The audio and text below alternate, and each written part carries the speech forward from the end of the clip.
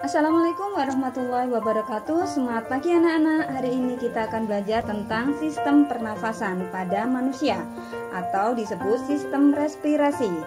Pada manusia, hewan maupun tumbuhan butuh oksigen untuk hidup. Waktu bernafas, kita mempunyai organ-organ yang bekerja sama membentuk sistem organ.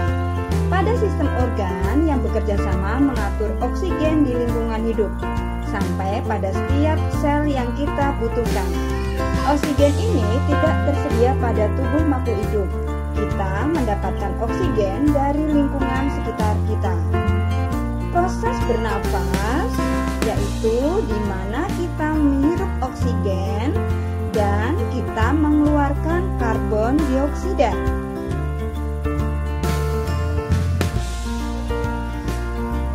Kali ini kita akan mempelajari sistem pernafasan pada manusia. Mohon diperhatikan ya dan tetap semangat belajar. Pada sistem pernafasan pada manusia terdiri dari organ, hidung, kemudian pangkal tenggorokan atau laring, batang tenggorokan atau trakea, kemudian ada cabang batang tenggorokan yaitu bronkus serta paru-paru. Dari hidung, udara mendapat jalan keluar dan masuk dalam tubuh kita.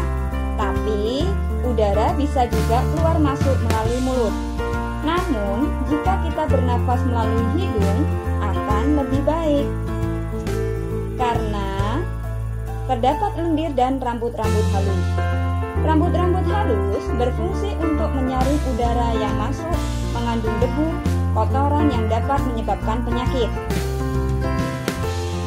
Selaput lendir berfungsi untuk mengatur suhu udara yang akan masuk ke paru-paru dan mengatur kelembapan udara agar sesuai dengan kelembapan tubuh. Hidung juga merupakan jalur langsung terhubung dengan saluran pernafasan lainnya, yaitu tenggorokan. Pada tenggorokan terdapat laring, pangkal tenggorokan, dan trakea, batang tenggorokan.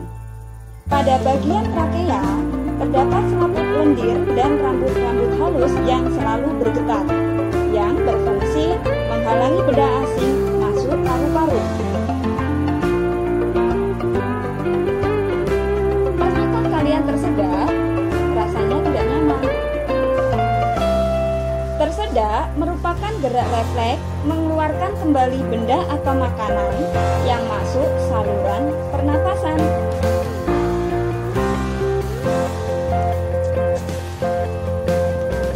Jadi, gerak refleks adalah gerak cepat dan otomatis yang menanggapi rangsangan dari luar organ. Kemudian udara masuk melalui lari pangkal tenggorokan dan trakea batang tenggorokan. Udara masuk, setelah itu masuk melalui bronkus, yaitu merupakan percabangan dari trakea yang berperan sebagai saluran pernafasan. Paru-paru terletak di rongga dada.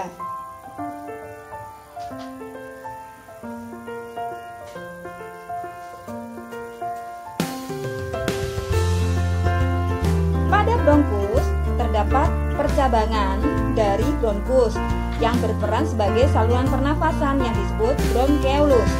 Pada bronkeolus terdapat gelembung paru-paru atau disebut alveolus. Pada alveolus terdapat pembuluh darah. Disinilah sebagai tempat pertukaran udara antara oksigen dan karbon dioksida. Selanjutnya kita ke mekanisme pernafasan. Mekanisme pernafasan terdapat pernafasan dada dan pernafasan perut.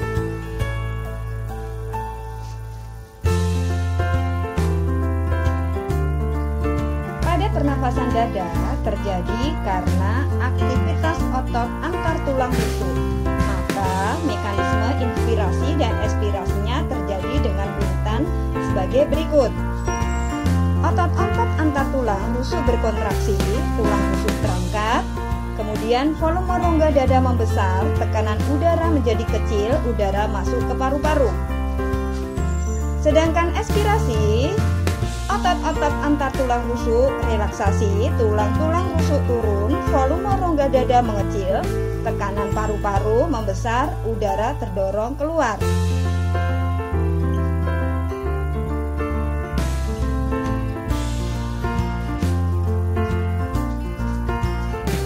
Kemudian, pernafasan pada perut. Pernafasan perut terjadi karena aktivitas otot diafragma. Otot diafragma merupakan otot yang membatasi antar rongga dada dengan rongga perut. Inspirasi, otot diafragma berkontraksi atau mendatar. Volume rongga dada membesar, tekanan udara paru-paru mengecil, udara masuk ke paru-paru. Sedangkan ekspirasi, otot diafragma relaksasi atau melengkung, volume rongga dada mengecil, tekanan paru-paru membesar, udara terdorong keluar. Pernahkah kalian menghirup asap kendaraan bermotor? Nah, materi ini akan saya bahas pada video selanjutnya tentang gangguan sistem pernafasan. Untuk materi sistem pernafasan pada manusia hari ini saya cukupkan sekian. Wassalamualaikum warahmatullahi wabarakatuh. Tetap semangat belajar. Terima kasih.